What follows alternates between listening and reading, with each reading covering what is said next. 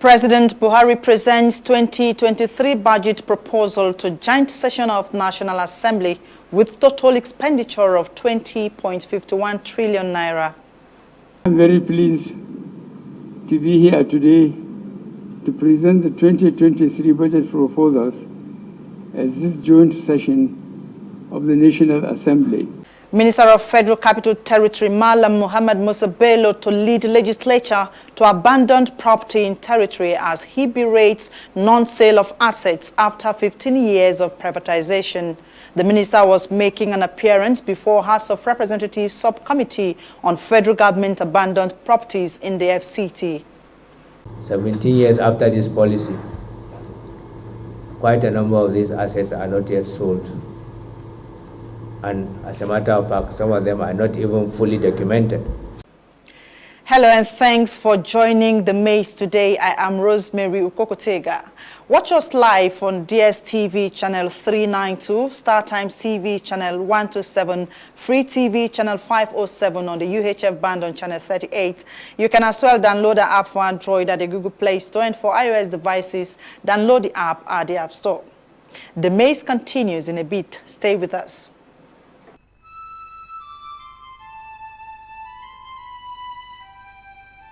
We are a nation blessed with people of diverse cultures, religions, languages, and opinions.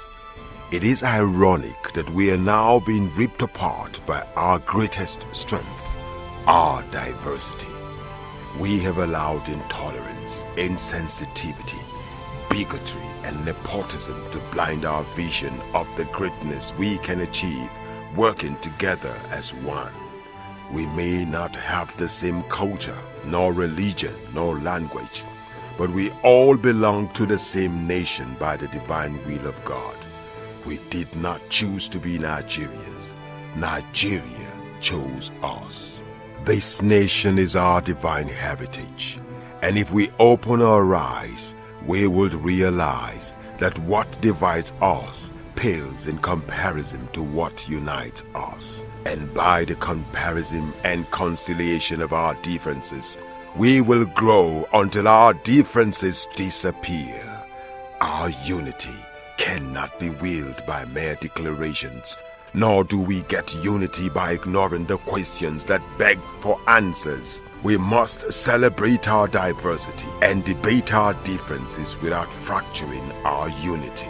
Our strength is not in our numbers, but in our unity, because even the weak become strong when united. Nigeria unite. This message is brought to you by Abuja Broadcasting Corporation, owners and operators of ASO Radio 93.5 FM Abuja, ASO Television Star Times Channel 127, Free TV Channel 507, and UHF Channel 38. You're watching The Maze on ASO Television. In keeping with the resolve of ensuring the country operates a steady budget cycle, President Muhammadu Buhari earlier in the day presented the 2023 Appropriations Bill to the joint session of the National Assembly. The document, titled Budget of Fiscal Sustainability and Transition, has a total expenditure of 20.51 trillion naira proposed for the federal government in 2023. This includes 2.42 trillion naira spending by the federal government-owned enterprise. Let's have the President, Commander-in-Chief of the Armed Forces, President Muhammadu Buhari, on the presentation. The 2023 budget was prepared amidst a very challenging world economy that is weakened by the lingering effects of the coronavirus pandemic, high inflation, high crude oil prices, resulting in huge costs of PMS subsidy and negative spillover effects of Russia-Ukraine war. The 2023 appropriation bill aims to maintain the focus of MDAs on the revenue side of the budget and greater attention to internal revenue generation, sustenance of revenue generation, sustenance of revenue diversification strategy would further increase the non-oil revenue share of total revenues. A total of expenditure of 20.51 trillion naira is proposed for the federal government in 2023. This includes 2.42 trillion naira spending by government-owned enterprises. The proposed 20.15 trillion naira 2023 expenditure comprises A, statutory transfers of 744.1 billion naira, B, non-debt recurrent costs of 8.27 trillion naira, C, personal costs of 4.9 trillion naira, D, pensions, gratuities, and retirees' benefits of 854.8 billion naira, E, overheads of 1.1 trillion naira, F, capital expenditure of 5.35 trillion naira, including the capital component of statutory transfers, G, debt service of 6.31 trillion naira, and H, sinking fund of 247.73 billion naira to retire certain maturing bonds. We expect total fiscal operations of the federal government to result in a deficit of 10.8 trillion naira. This represents 4.78% of estimated GDP, above the 3% threshold set by the Fiscal Responsibility Act 2007. As envisaged, the law we need to exceed this threshold, considering the need to continue to tackle the existential security challenges facing the country. We plan to finance the deficit mainly by new borrowings totaling 8.80 trillion naira, 206.18 billion naira from privatization proceeds, and 1.77 trillion naira drawdowns on bilateral, multilateral loans secured for specific development projects and programs. Over time, we have resorted to borrowing to finance our fiscal gaps. We have been using loans to finance critical development projects and programs aimed at further improving our economic environment and enhance the delivery of public services to our people. As we are aware, we have witnessed 2 economic recessions within the period of this administration. A direct result of this is a significant decline in our revenue generation capacity. In both cases, we had to spend our way out of recession, resulting in higher public debt and debt service. It is unlikely that our recovery from each of the 2 recessions would have been as fast without the sustained government expenditure funded by debt. In line with our plan to accompany annual budget with finance bills, partly to support the realization of fiscal projection, current tax and fiscal law regulations are being reviewed to produce a draft finance bill 2022. It is with great pleasure, therefore, that I lay before this distinguished joint session of the National Assembly the 2023 proposal of the Federal Government of Nigeria. I thank you most sincerely for your attention. God bless the Federal Republic of Nigeria. The president, earlier before explaining key assumptions of the budget, appraised his administration over the years and focus in the remaining days. Mr. President, Mr. Speaker, as I address this joint session on the budget for the last time, let me highlight some of the progress that we have made in the last 7.5 years in just 2 important areas of critical infrastructure and good governance. We have made transformational investments in infrastructure, notably establishing the Infrastructure Corporation of Nigeria in 2021, seed capital of 1 trillion naira from the Central Bank of Nigeria, the Nigerian Sovereign Investment Authority, and the Africa Finance Corporation. Leveraging finance through the Nigerian Sovereign Investment Authority into Presidential Infrastructure Development Fund to facilitate the accelerated completion of the second Niger Bridge, Lagos-Ibadan Expressway, and Abuja-Kano Road. It is our intention that once ongoing consultations are completed, the Finance Bill 2022 would be submitted to the National Assembly to be considered alongside the 2023 Appropriation Bill. To ensure fiscal sustainability, we will further improve our business enabling environment, accelerate current revenue-based fiscal consolidation efforts, and strengthen our expenditure and debt management.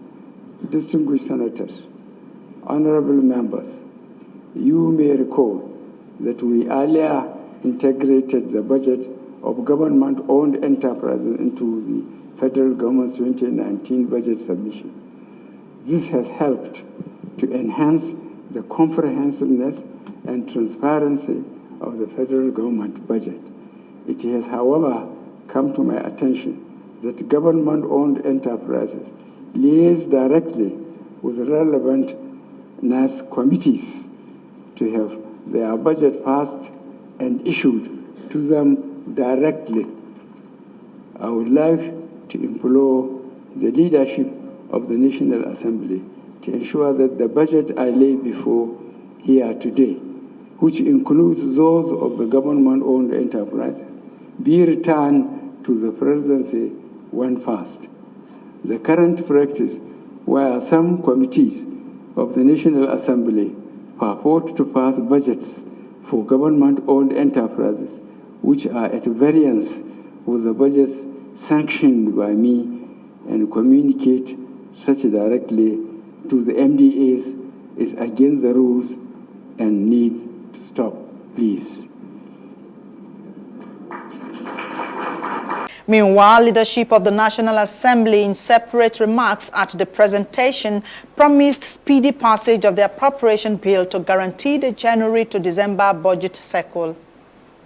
Interestingly, this happens to be the last main budget President Muhammadu Buhari would be presenting before bowing out of the office as President, Federal Republic of Nigeria. Prior to the presentation of the 2023 budget estimate by President Buhari, both chambers of the National Assembly, though separately, considered and adopted reports on the 2023 to 2025 Medium-Term Expenditure Framework (MTEF) and Fiscal Strategy Paper (FSP). From the Senate, Chairman, Committee on Finance, Mr. Olamilekan Adeola, laid the report with some recommendations, while the Senate adopted, among others, $73 against the $70 per barrel oil price and the exiting of 10 out of 63 government-owned enterprises as proposed by the executive in the MTEF document. It kicked against recommendation to reduce the 3.6 trillion naira proposed for subsidy to 1.7 trillion naira. Let's first have the Senate Committee Chairman, Senator Adeola, on the report, then to how lawmakers voted at the Red Chamber. Public budget crude oil price benchmark well below the forecast to ensure budget realism. 6.2 contained the non-oil revenue baseline, which has played a critical role in government budget implementation for year 2022 to date.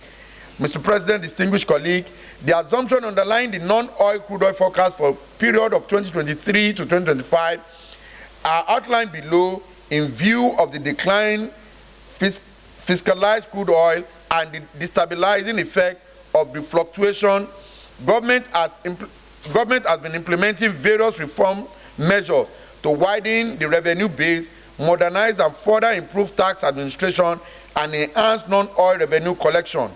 In general, the medium-term non-oil revenue forecasts are based on the sustenance of this effort by the government in order to further increase the contribution of the non-oil revenue source towards funding in FGM budget. The medium-term non-oil revenue estimates are mainly determined using anticipated growth in the relevant base for different taxes, the effective tax rate, and the projected tax collection efficiency. Factors taken into account of improvement in this operation of these various tax administration. The tax rates are assumed to remain largely the same during this period. Don't like the amendment, vote against it. At this point, we debated enough.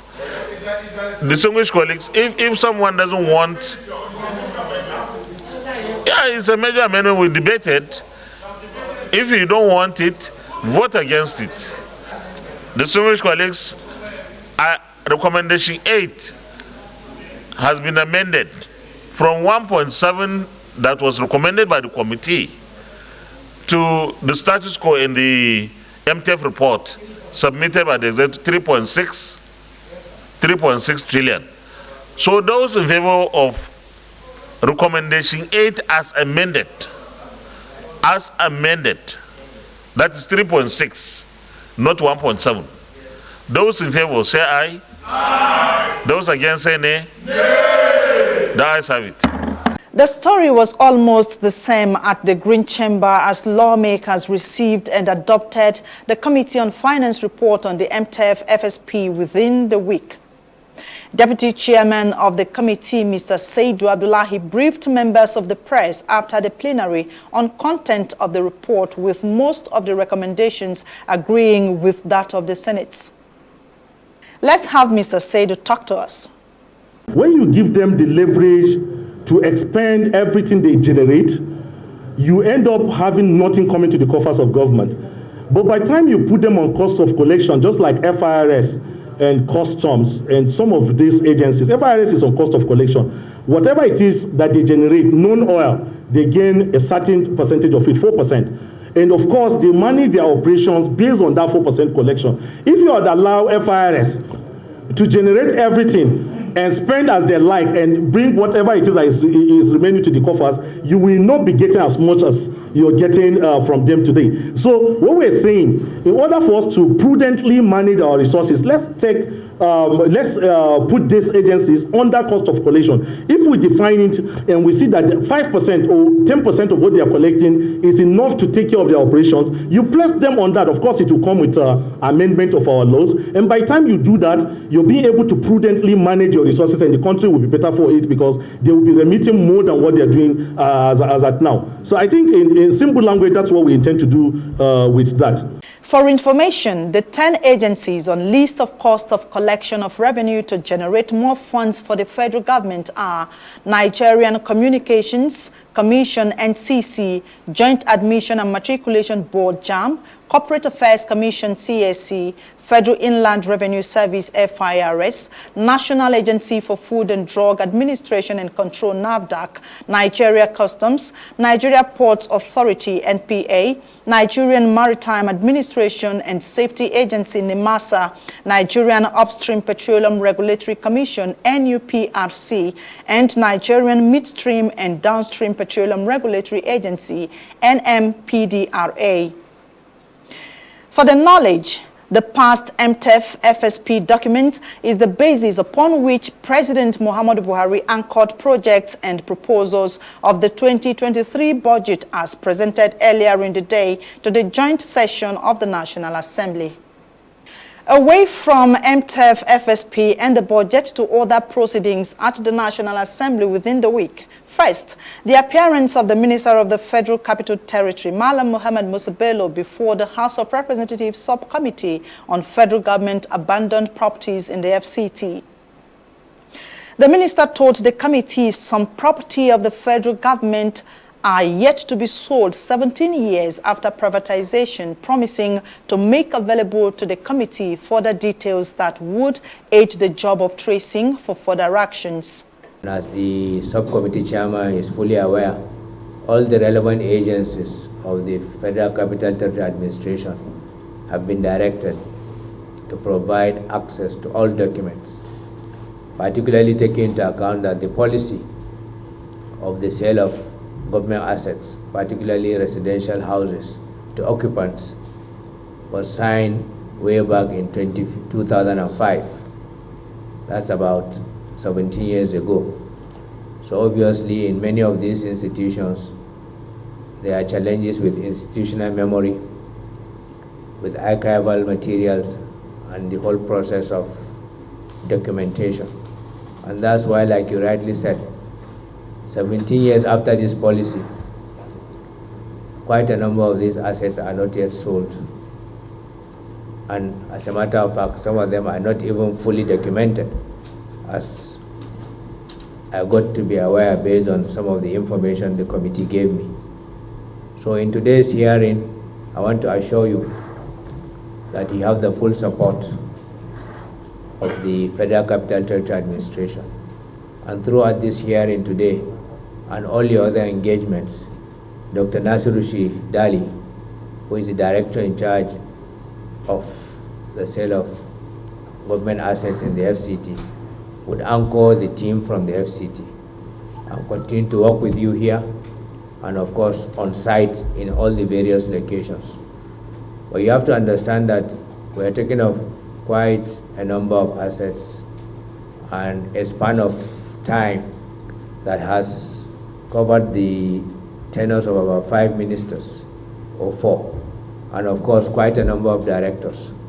So being able to get to the source documents sometimes might take time. But the beauty of landed assets is they don't disappear.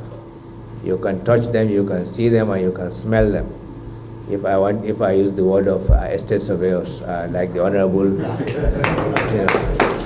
So having said that, in conclusion, I look forward to the conclusion of this hearing so that by the grace of God, during the remaining few months of our tenure as a government, we might be able to, if I use the words of our distinguished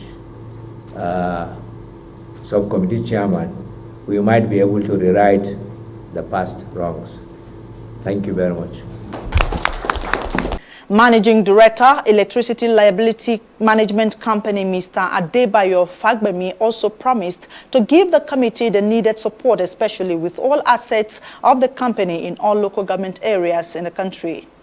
The list of assets that were transferred to us covers a range of landed properties, in some instances jetties, golf courses, and so many others. We tried, after obtaining those lists on our own, to carry out a preliminary inventory of those assets to ensure their status.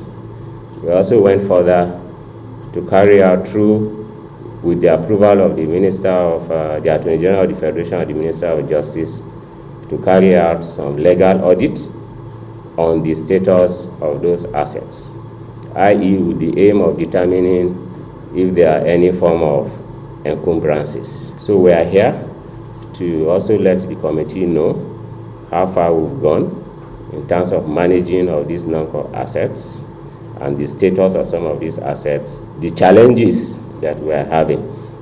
Maybe let me also use the opportunity with the presence of His Excellency the Honorable Minister that is here to say one out of many, that one of those assets that were transferred to us had to do with 74 units of houses at the Kado estate. The assets, interestingly, those transfer instruments were done, as I said, in 2013, but it was listed as part of the assets transferred to NEMCO as at 2013. But from the preliminary audit that we carried out, for instance, we realized that those assets were actually part of the assets that were sold by the FCT during the monetization era in 2005. So 2005 to 2013.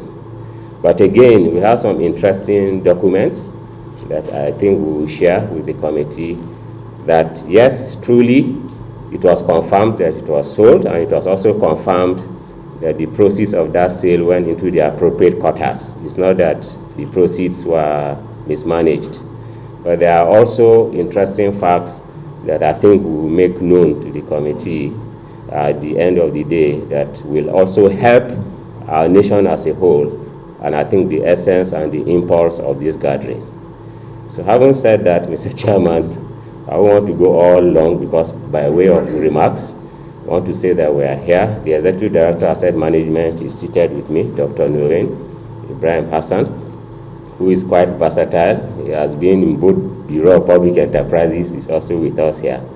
So he's coming with quite a lot of knowledge and information in that regard. So we will avail you as much as we can on what we have done so far, where we are, and what we think will help the committee. There's no gainsaying to the fact that the fund PACN had quite a lot of assets. There's quite virtually no local government you go that you will not trace PACN assets. Speaker of the House, Mr. Femi Gbajabiamila, had earlier noted, while so many federal government's property are abandoned for years, others are underutilized.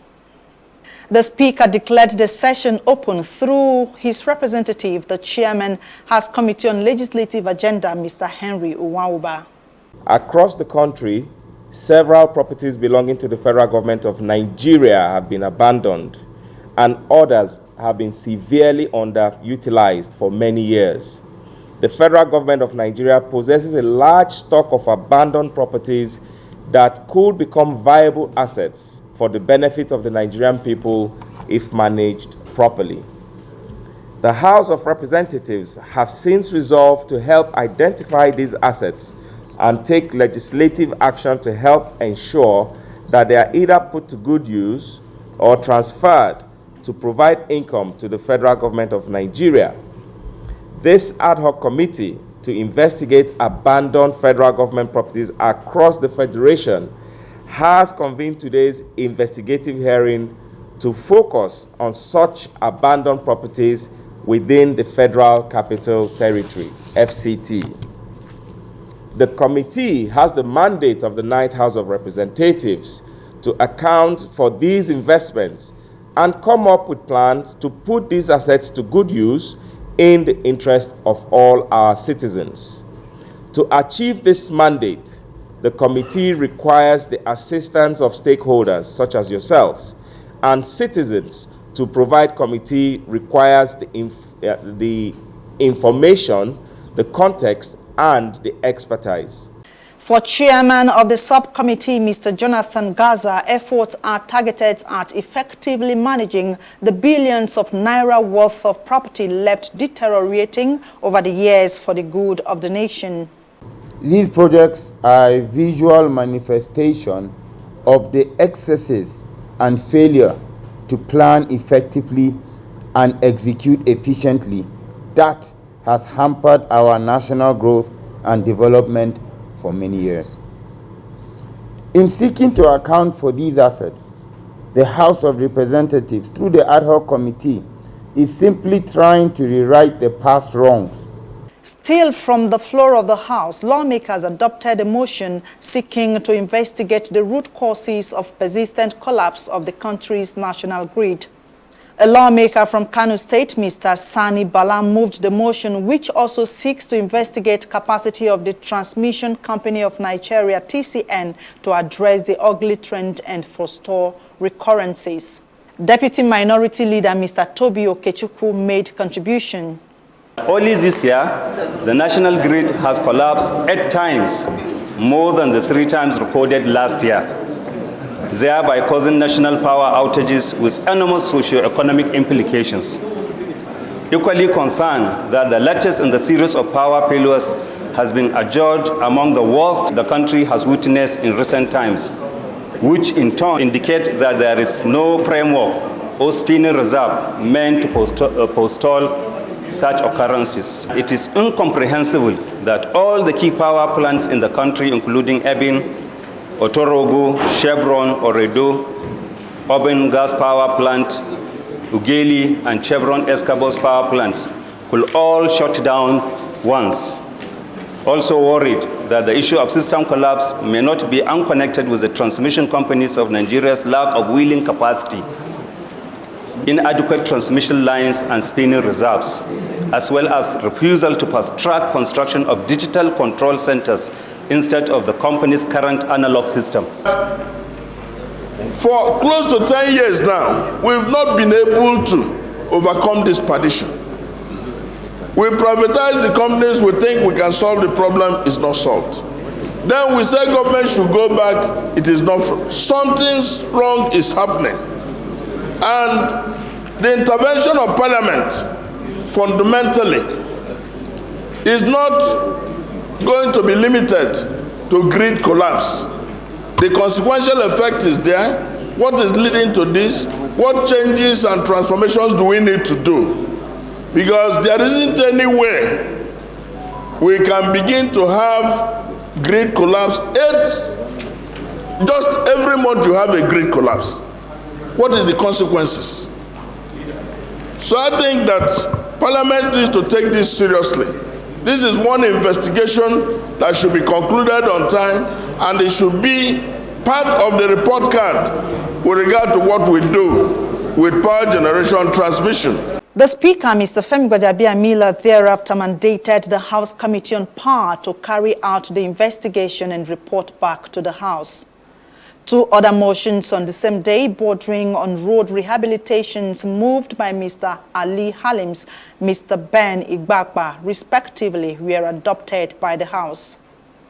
Note that since the construction of the road, major rehabilitation work was carried out by late President Umar Musa Yar'Adua administration, neglecting the Ojapata, Ankpa, and Ibana Oko road, which falls within the Ankpa Federal constituency, thus leaving the road in a state of disrepair, causing accidents and untold hardship. We need to reconstruct the Palace Warri Sapele Bini Road and Sapele Agbo, Amukpe to Agbo Road that serves Edo, Delta, Bayelsa, and Rivers State with other South-South oil-producing states in particular and Nigeria generally.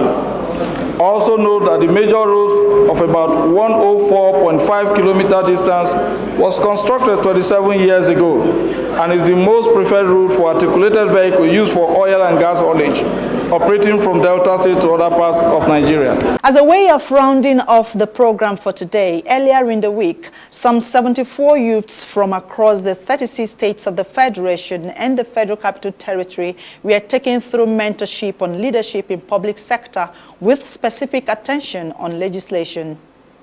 The mentees, comprising 2 youths each from the states and the FCT, shared with newsmen their journey to becoming fellow of the LMI.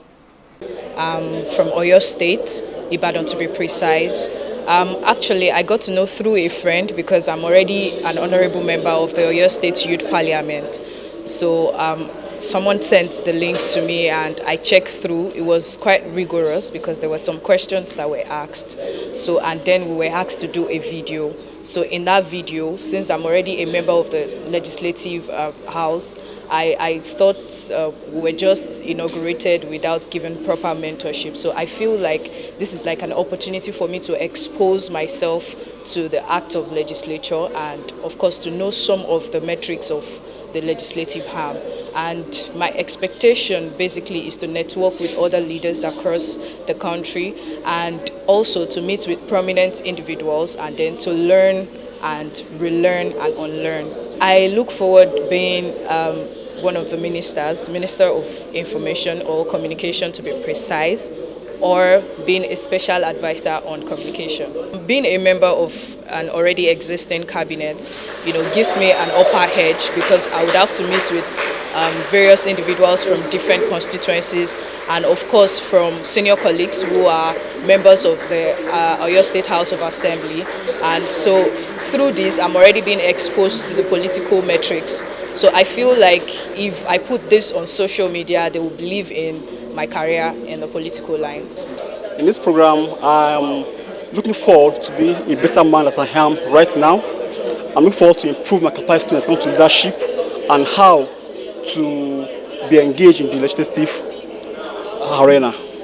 From Zamfara State.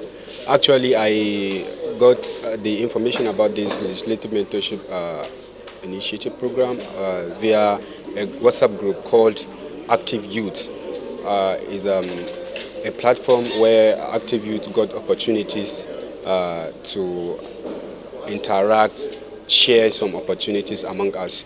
Well, it takes me up to 3 to a week applying for this opportunity. I make my video, and with the essay, I wrote it as well. Well, I can say this program is well designed for me because I contested for House of Assembly in Zamfara. For the just concluded primary election, this 2022, I contested, but I could not secure ticket. So I think this opportunity is well designed for me, and I want to appreciate the Honorable Rice Speaker for this great opportunity, for building and grooming the young and the next generation of public sector leaders. I'm from Benue State. So I heard of this program, I think Google Ads, that's where I got the information. And I'm very happy to be here. My expectation is to learn a lot about leadership and governance, especially about the legislative, in order to be better leaders. Currently a legislative mentorship initiative fellow. I am from the FCT Rubochi, to be precise, and about the LMI through a friend who's actually here, Stanley. We went to a different program together and we talked about our desires to, change Nigeria and actually be very, very change makers of the country, And we applied and we both got in and we're here now.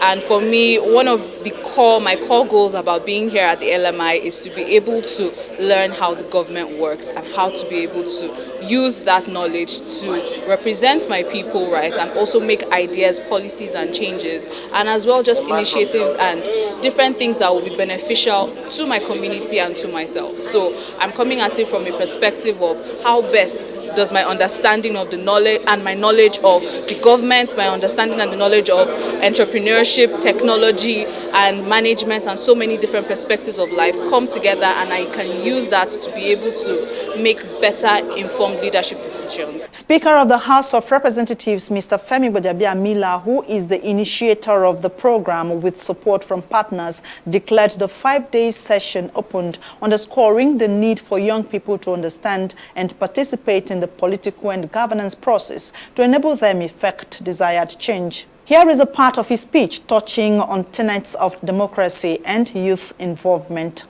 Our best expectations of democracy have not been met for various reasons.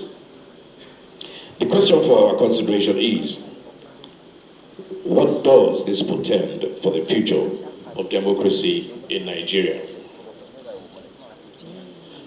On the 29th of May 2023, a new president will be inaugurated, and we will mark 24 years since Nigeria's return to democratic rule. A significant portion of our population today are young people who have no experience of a military government and are not conditioned to see democracy as an absolute good for its own sake. They bear no allegiance to politics and politicians, and their judgment of governing systems and institutions is determined by whether those individuals, systems, and institutions meet their expectations. Now, for these young people, Nigeria has been a democracy for all or most of their lives.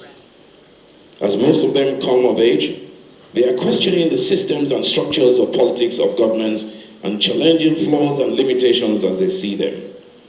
They are not as inclined as generations before them to excuse the failures of democracy because the alternative of military rule is worse.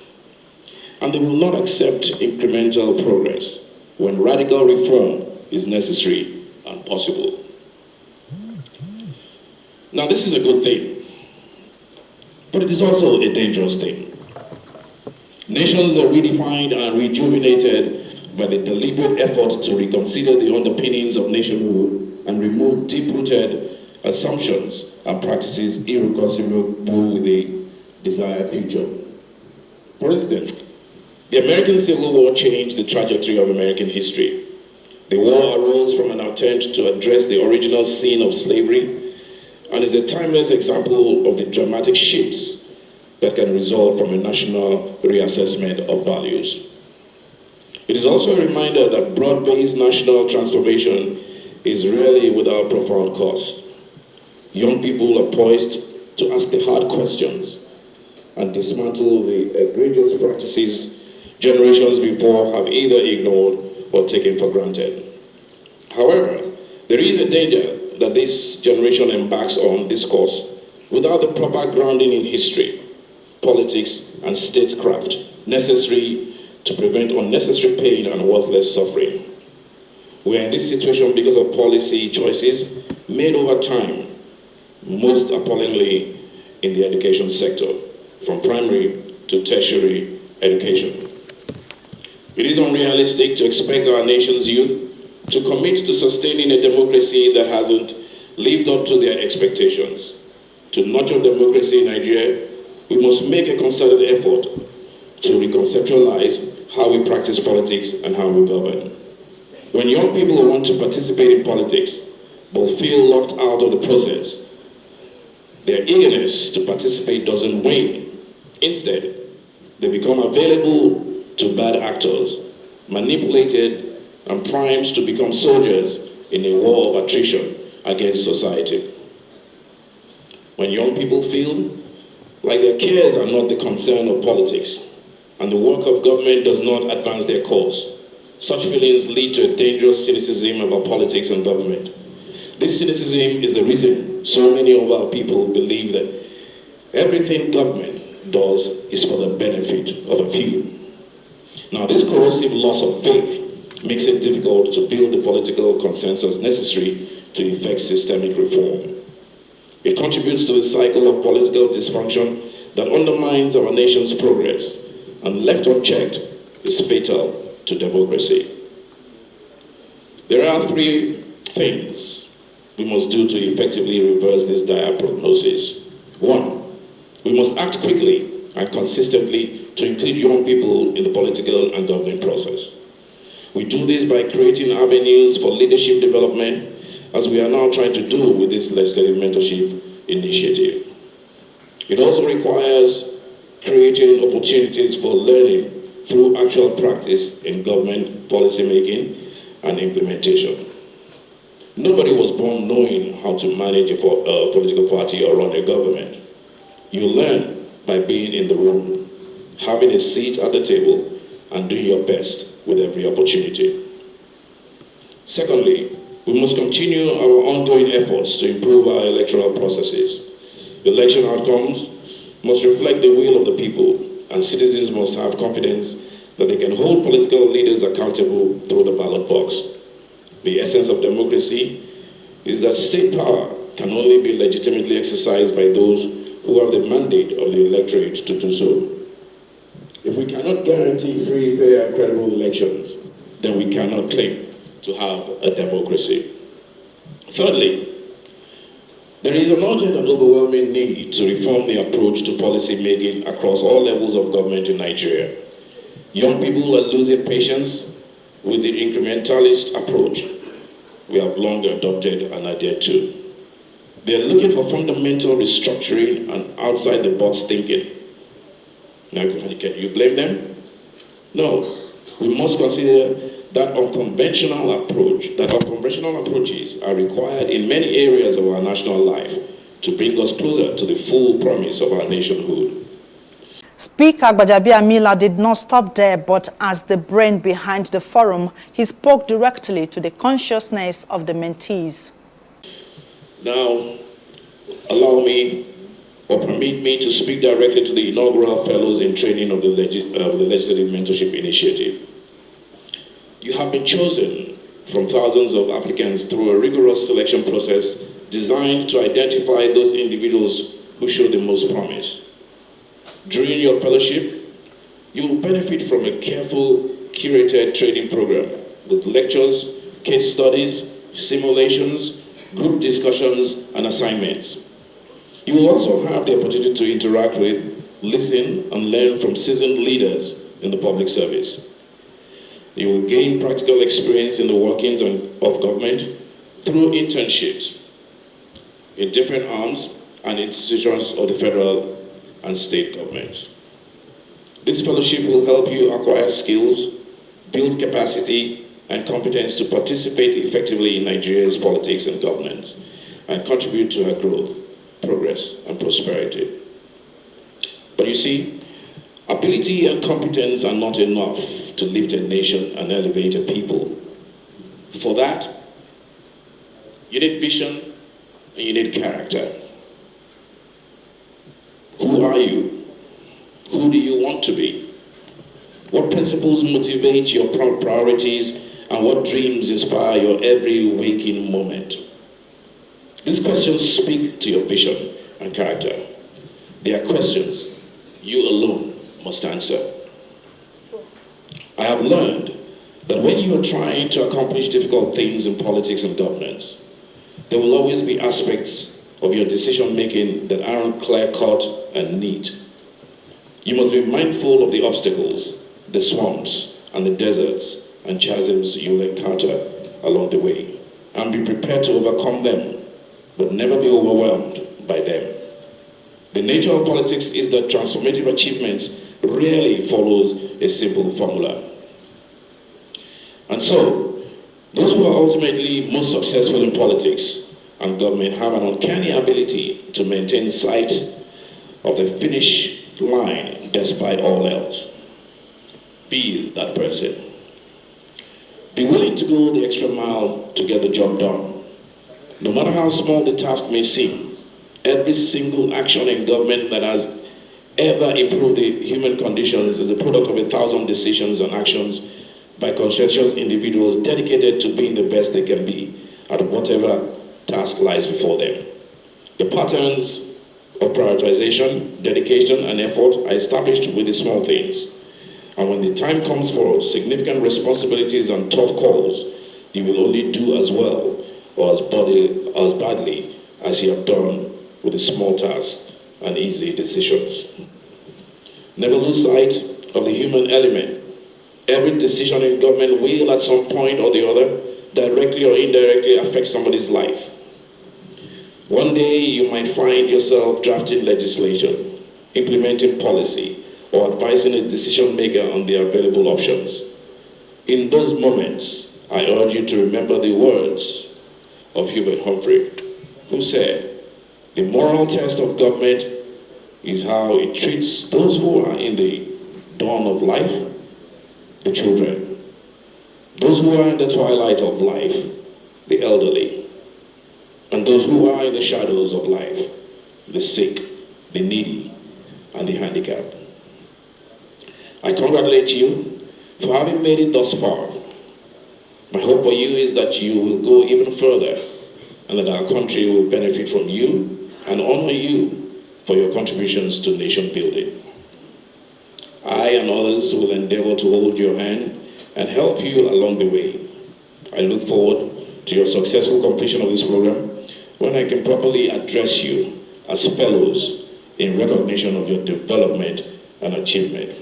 The first ever LMI had as theme building the next generation of Nigeria's public sector leaders and held at the National Assembly Complex, Abuja. And that's it on the program for today. Thanks for your time. See you next week. I am Rosemary Ukokotega.